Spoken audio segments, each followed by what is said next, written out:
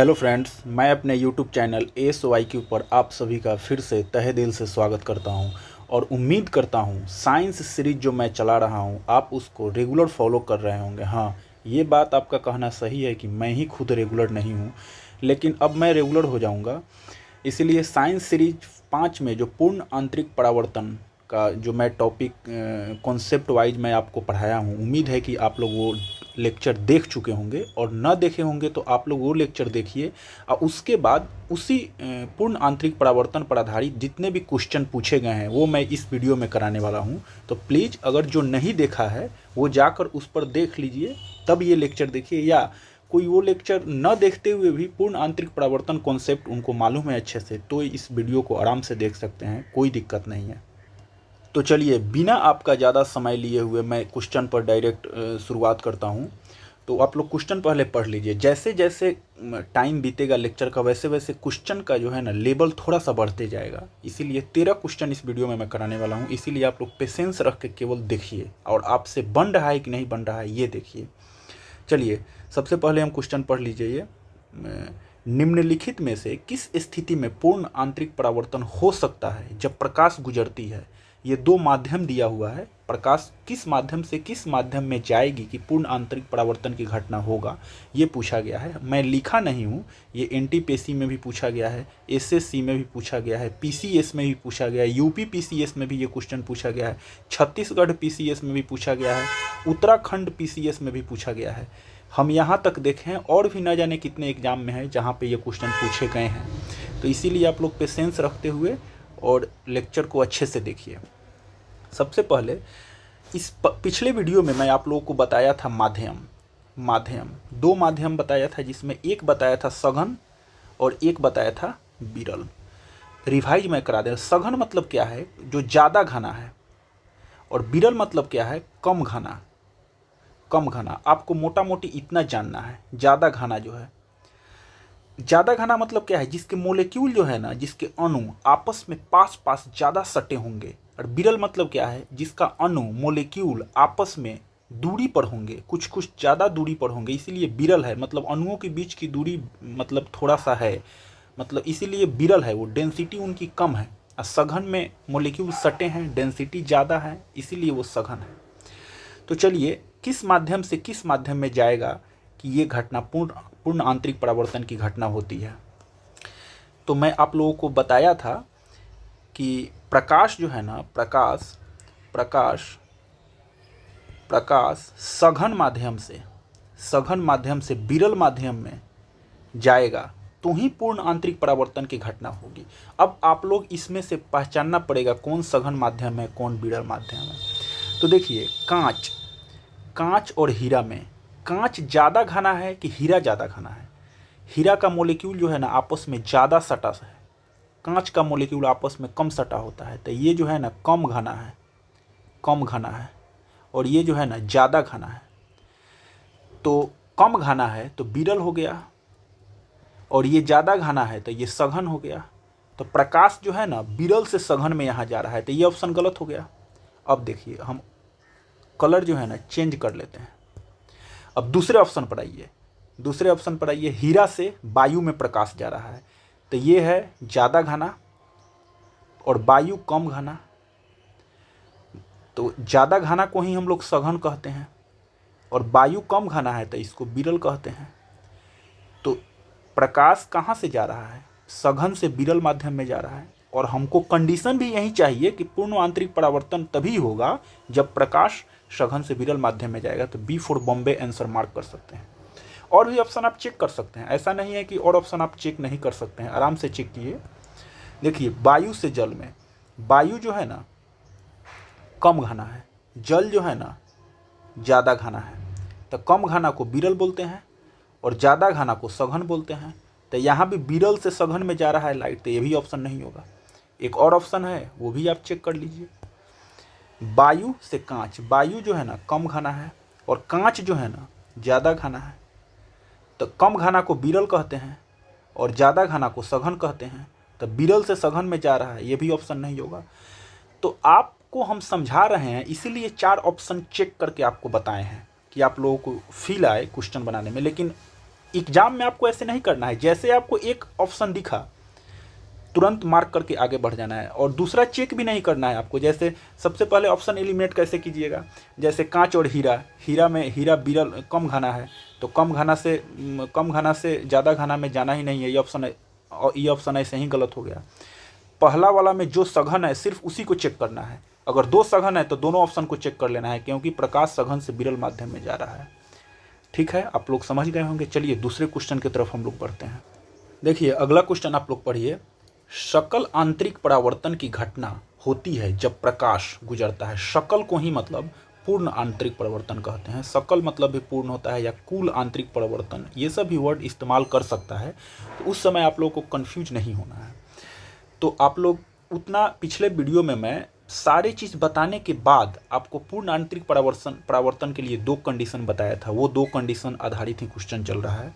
तो प्रकाश जब विरल से सघन माध्यम में जाता है, ऑप्शन गलत है, प्रकाश सघन से विरल माध्यम में जाता है, बी फॉर बॉम्बे। इसके पिछले क्वेश्चन में भी ये कंसेप्ट बताए हैं, सघन से सघन माध्यम में जाता है, प्रश्न ही नहीं उठता है इस ऑप्शन के सही होने का। विरल से विरल माध्यम में जाता है, गलत है।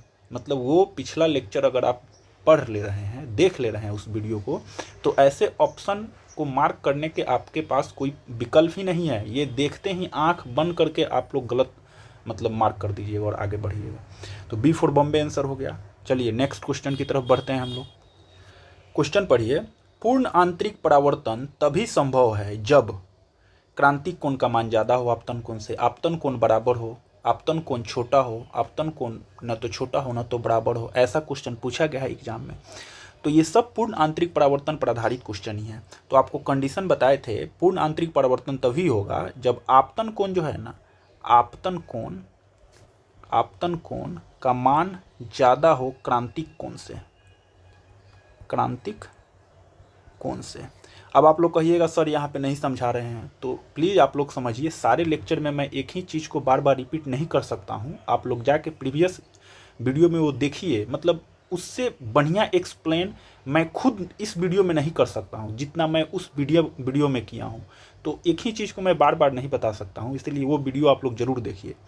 अब देखिए, आपतन कोण ज़्यादा हो, क्रांतिक कोण ज़्यादा हो आपतन कोण से, नहीं। आपतन कोण ज़्यादा हो क्रांतिक कोण से, बिल्कुल बी फॉर बॉम्बे आंसर है। आपतन कोण बराबर हो क्रांतिक कोण के, नहीं, गलत है। आपतन कोण बराबर हो क्रांतिक कोण के, गलत है। एक ही ऑप्शन 2 बार मतलब लिख दिया गया है मेरे ही द्वारा। तो न तो बराबर है न तो बड़ा हो। प्रश्न ये है कि क्रांतिक कोण वाला पूर्ण आंतरिक परावर्तन वाला कंडीशन आपको पता है कि नहीं पता है। आपतन कोण ज़्यादा हो क्रांतिक कोण से, बस। इसके अलावा कुछ आपको मालूम ही नहीं रखना है। चलिए अगला क्वेश्चन हम लोग देखते हैं। चलिए आप लोग क्वेश्चन पढ़ लीजिए कि मृग तृष्णा या मृग मरीचिका का बनना किसका उदाहरण है। तो आप लोग सबसे पहले ये जानते होगा पूर्ण आंतरिक परावर्तन का उदाहरण है, लेकिन आप लोगों को मैं बताया हूँ कि मैं 1 का ए और 2 का डी नहीं करने आया हूँ।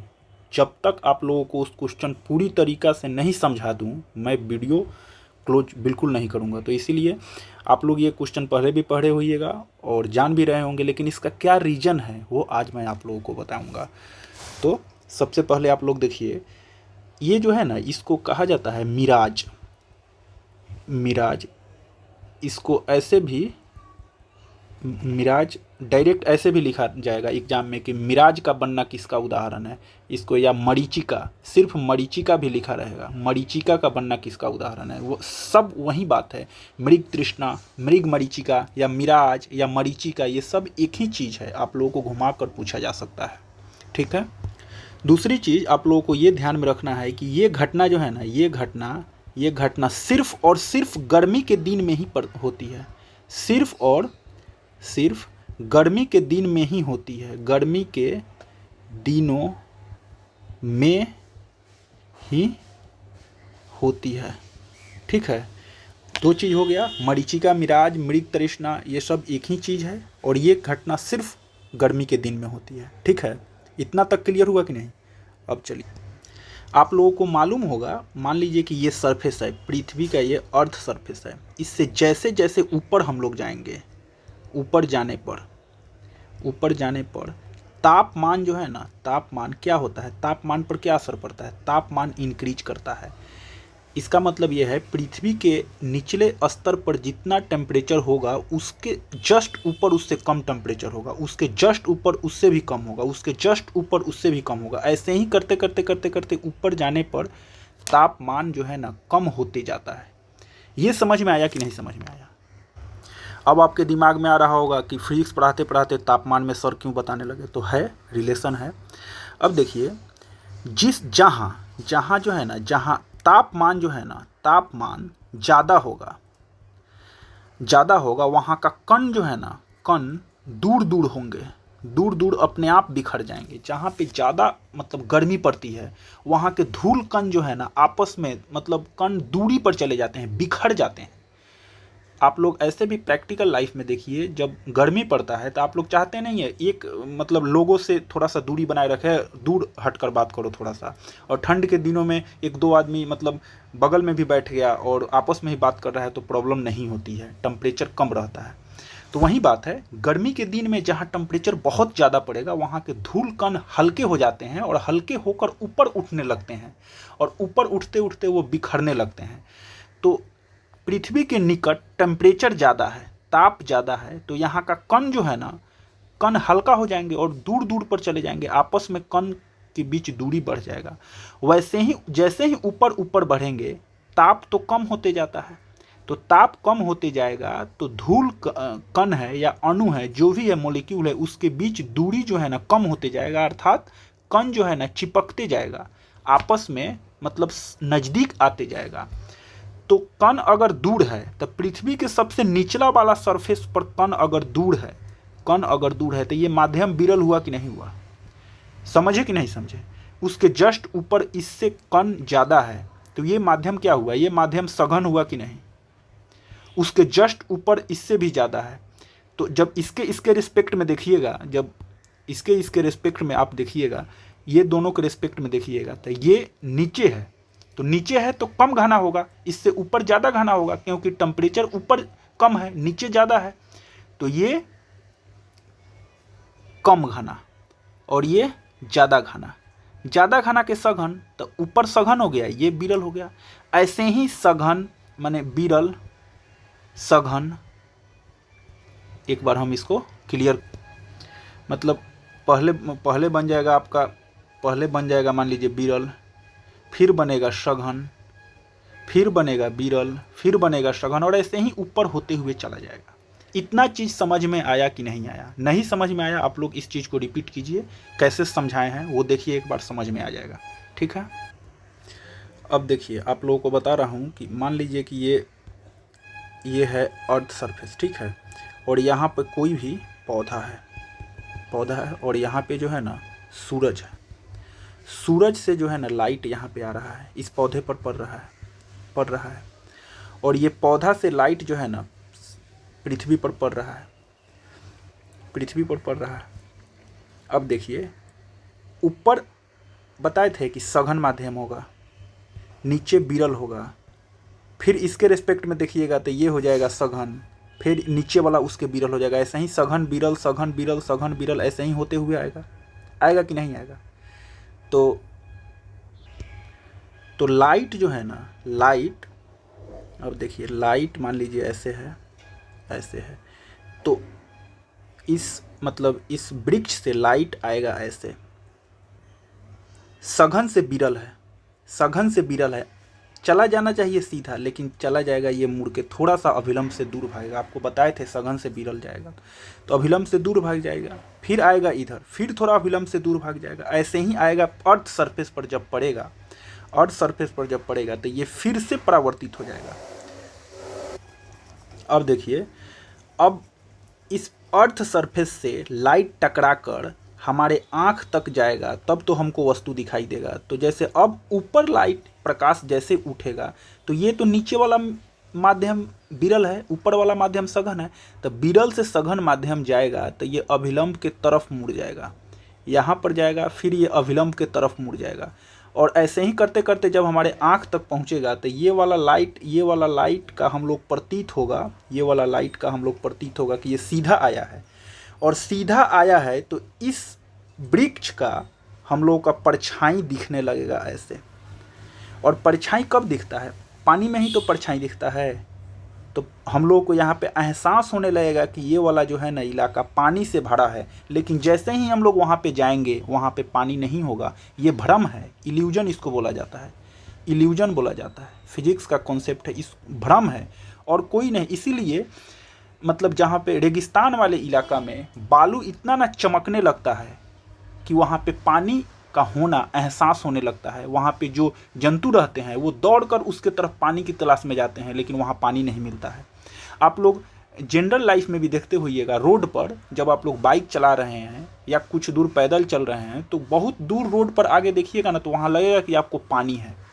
क्यों पानी है? इसी कारण से पानी लगता है, लेकिन जैसे वहाँ पहुँचिएगा वहाँ पानी नहीं है। तो आई होप आप लोगों को ये समझ में आ गया होगा। ये इल्यूजन है, भ्रम है और कोई नहीं है। गर्मी के दिन में बनता है, पूर्ण आंतरिक परावर्तन का बेस्ट उदाहरण है ये। ठीक है, चलिए अगले क्वेश्चन की तरफ हम लोग बढ़ते हैं।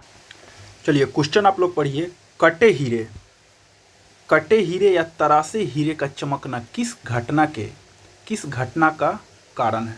ठीक है, अब देखिए आप लोग देखे होइएगा कटा हीरा कैसा होता है और तरासा हीरा ऐसा प्रकार के होता है। कुछ डायरेक्ट तो हम एग्जैक्ट ड्राइंग मेरा बहुत गंदा है, लेकिन आप लोग समझिए इस प्रकार का होता है। कलर चेंज कर लेते हैं। अब देखिए यहाँ हम लोग एक अभिलंब बना देते हैं। यहाँ से लाइट इंटर किया, ये इधर वायु है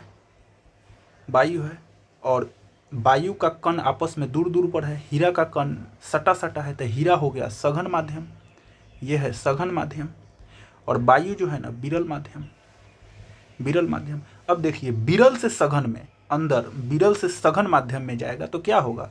इसको जाना चाहिए ऐसे सीधे, लेकिन ये अभिलंब के तरफ मुड़ जाएगा, मुड़ जाएगा।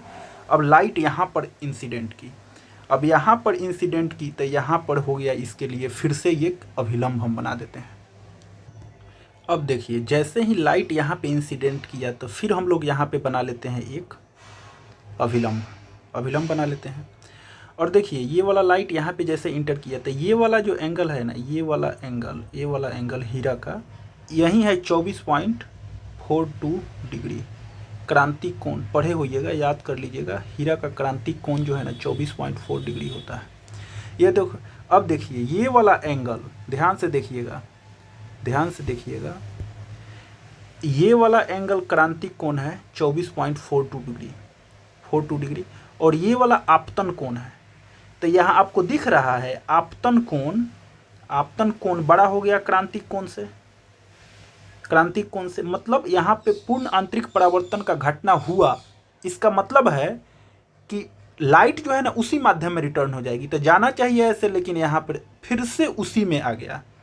फिर से इस पर सरफेस बनाइए, फिर से ये यहाँ से जाके टकरा जाएगा और ऐसे ही टकराते कुछ लाइट बाहर निकलेगी और लाइट उसी में हीरा के अंदर ही इधर उधर घूमते रहेगी, और जहाँ से कुछ लाइट बाहर निकलेगी वहीं पे हीरा चमकता है। इसी को कहते हैं हीरा या कटे हुए हीरे या तरासे हुए हीरे का चमकना किसका उदाहरण है? तो पूर्ण आंतरिक परावर्तन का। डी फॉर डोंकी मार्क कीजिए और आगे बढ़िए। ठीक है, चलिए अगले क्वेश्चन की तरफ हम लोग बढ़ते हैं।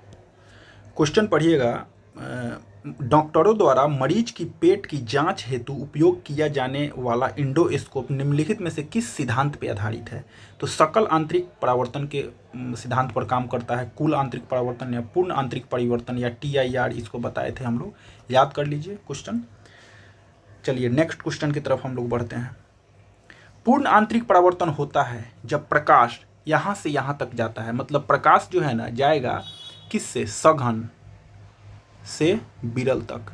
अब वैसे ही आप छांट दीजिए, वायु ज़्यादा सघन होता है कि कांच ज़्यादा, वायु विरल होता है, तो ये ऑप्शन ही गलत हो गया।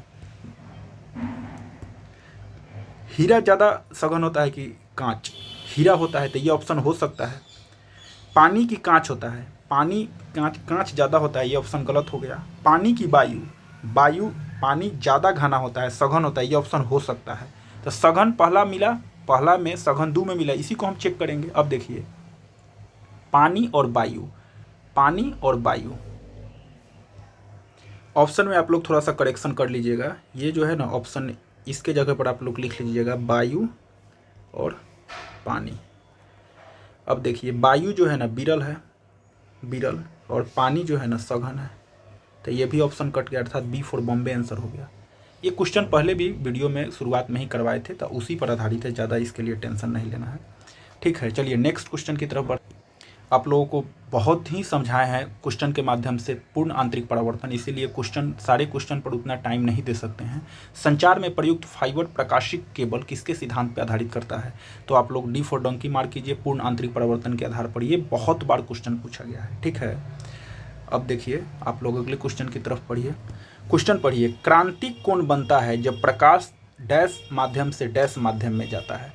तो क्रांति कोण कब बनेगा? जब प्रकाश पूर्ण आंतरिक परावर्तन की घटना होती है तभी क्रांति कोण बनता है। क्रांति कोण बनता है तब पूर्ण आंतरिक परावर्तन की घटना होती है, ऐसे भी आप कह सकते हैं। तो प्रकाश उसमें भी क्या है, उसमें भी तो सघन से विरल माध्यम में जाता है, सघन से विरल माध्यम में जाता है। तो क्वेश्चन पूछा जा सकता है क्रांति कोण कब बनता है? जब प्रकाश सघन से विरल माध्यम में जाता है। ए फॉर एप्पल आंसर होगा इस। चलिए क्वेश्चन आप लोग पढ़िए, प्रकाश के किस रंग के लिए क्रांतिक कोण का मान न्यूनतम होता है? तो आप लोगों को एक चीज़ ध्यान में रखना है, क्रांतिक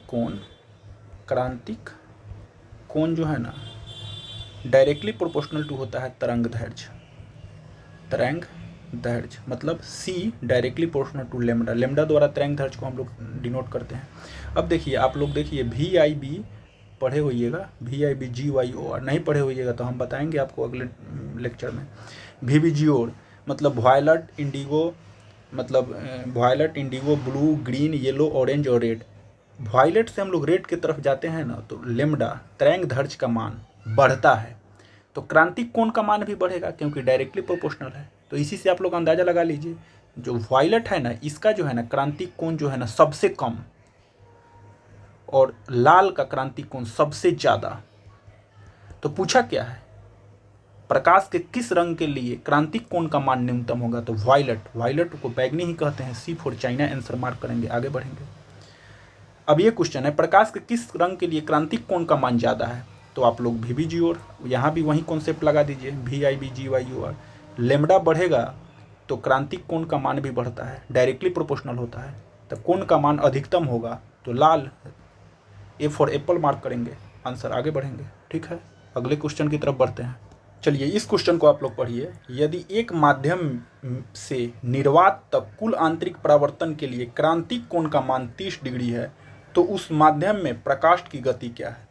मतलब क्रांतिक कोण का मान जानते हैं 30 डिग्री है, मतलब सी जो है ना 30 डिग्री है। अब आप लोग एक फॉर्मूला ध्यान रखिए, साइन सी हम बताए थे पिछले लेक्चर में 1/μ होता है। म्यू क्या है? रिफ्रैक्टिव इंडेक्स बोला जाता है इसको, रिफ्रैक्टिव इंडेक्स, अपवर्तनांक बोला जाता है। तो म्यू बराबर हम लोग ऐसे लिख सकते हैं 1/sin c लिख सकते हैं। तो 1/sin क्रिटिकल एंगल 30 डिग्री है, यही ना है। अब म्यू बराबर अपवर्तनांक क्या होता है? अपवर्तनांक जानते हैं क्या होता है? प्रकाश की चाल बटा उस मीडियम में वस्तु की चाल, इसको लिखता है सी और इसको लिखा जाता है भी। अब देखिए 1/sin 30 डिग्री का वैल्यू 1/2 हुआ, तो ये 2 ऊपर चला जाएगा, यही हुआ ना, 2 ऊपर जाएगा कि नहीं जाएगा? अब देखिए C/V बराबर 2 आ गया हुआ, और उस माध्यम में प्रकाश की गति पूछा जा रहा है, मतलब माध्यम ये होता है, माध्यम में प्रकाश की गति कितना हुआ। तो C/2 बराबर इसको भी लिख सकते हैं, ऐसे कर दिए हैं, ऐसे चला गया है ये। और C का वैल्यू क्या है? प्रकाश की चाल कितना होता है? 3 × 10⁸ अब बाई 2, यही ना है। तो 1.5 × 10⁸ मीटर पर second. C for China mark करेंगे। तो आप लोगों को याद रखना है साइन C बराबर 1/μ होता है। रिफ्रैक्टिव इंडेक्स बराबर क्या होता है? C/V, मतलब ये होता है प्रकाश की चाल, और उस मीडियम में प्रकाश की चाल होता है। ठीक है, इतना आपको ध्यान में रखिए, क्वेश्चन बना दीजिए, कई बार पूछा हुआ है क्वेश्चन, और इजी क्वेश्चन होता है। थोड़ा थोड़ा कॉन्सेप्ट ना मालूम होने की वजह से टफ लगने लगता है क्वेश्चन, और लोग तुक्का मारता है या नहीं तो स्किप कर देता है। तो प्लीज़ ऐसे नहीं कीजिए, आप लोग बने रहिए। ऐसे टोटल क्वेश्चन जो आपको टफ लगता है ना, मैं टोटल करा दूंगा। ठीक है, अगले क्वेश्चन को देखते हैं हम लोग। चलिए आप लोग अगला क्वेश्चन पढ़िए, एक कांच का अपवर्तनांक 1.62 है। कांच वायु अंतरापृष्ठ पे पूर्ण आंतरिक परावर्तन के लिए क्रांतिक कोण की ज्या क्या होगी। क्रांतिक कोण की ज्या मतलब होता है, आपको पूछ रहा है साइन सी का वैल्यू ही कितना होगा। ठीक है, तो साइन सी का फॉर्मूला होता है, आपको बताए हैं 1/μ। ये ग्लास है, विथ रेस्पेक्ट टू एयर पूछा जाता है। अब देखिए साइन सी ग्लास का कितना दिया है 1.62 यही दिया है। अब इसको डिवाइड कीजिएगा आप लोग, साइन सी बराबर 0.62 के आसपास आएगा। हम डिवाइड करके देखे हुए हैं और यहाँ पे डिवाइड ऊपर भेज दीजिए, 162 कर दीजिए, डिवाइड करके आप लोग देखिएगा इतना ही हो जाएगा। तो 0.62 आएगा। B for Bombay answer mark कीजिए। हालांकि ये इस क्वेश्चन को रिफ्रैक्टिव इंडेक्स पर है। डिटेल रिफ्रैक्टिव इंडेक्स क्या होता है, किसको किसके रिस्पेक्ट में कैसे लिखते हैं, लिखने की ही कला है। अगर आप लिख लिए तो क्वेश्चन बन जाता है। तो वो सब नेक्स्ट वीडियो में बताऊंगा, इसलिए इस क्वेश्चन को उतना ना समझ में आया होगा तो टेंशन नहीं लीजिएगा, मैं आप लोगों को बताऊंगा। और वीडियो को लाइक, सब्सक्राइब और शेयर जरूर कीजिए। अब मैं बिल्कुल रेगुलर हूँ, 2-3 तो एटलीस्ट वीक में वीडियो डालूंगा ही आप लोगों के लिए, जिससे साइंस में जो मतलब जो इम्पोर्टेंट टॉपिक है और टफ टॉपिक है उस पर उसका पहले एक वीडियो बनाऊंगा कॉन्सेप्ट, उसके नेक्स्ट वीडियो में उस पर आधारित सारे क्वेश्चन करवा दूंगा। और ऐसे ही करते करते जितने टफ टॉपिक है ना वो सब मैं आप लोगों को करवा दूंगा। ठीक है, चलिए इतना वीडियो देखने के लिए, इतना आपने टाइम दिया, इसके लिए बहुत बहुत धन्यवाद। लाइक, सब्सक्राइब और कमेंट जरूर कीजिए, ये बहुत मैटर करता है मेरे लिए। Thank you.